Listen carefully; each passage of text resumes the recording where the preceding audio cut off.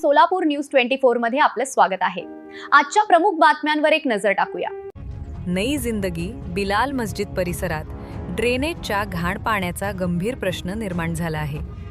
गेल्या काही दिवसांपासून सांडपाणी रस्त्यावर साचत असल्याने परिसरात अस्वच्छता आणि तीव्र दुर्गंधी पसरली आहे।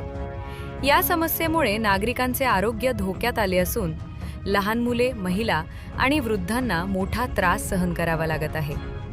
आज सकाळी पाणी भरत असताना एका महिलेला घसरून गंभीर दुखापत झाल्याची घटना घडली, ज्यामुळे नागरिकांचा संताप अधिक वाढला आहे।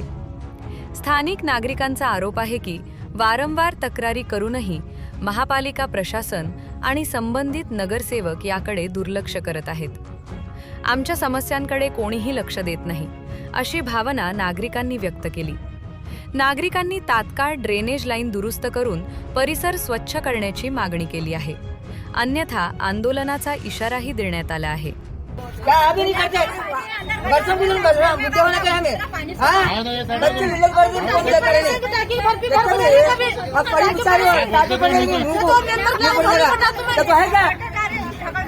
खाली पार्किंग सर करती है और रखती जाती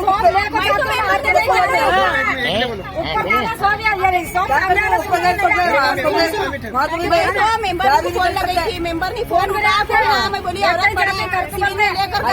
मेंबर ने कुछ भी नहीं बोले।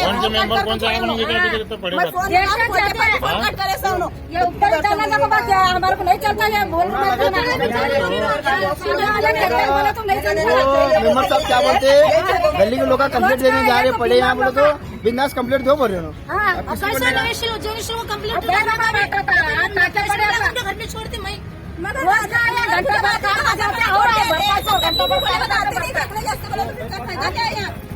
खोदना हमारा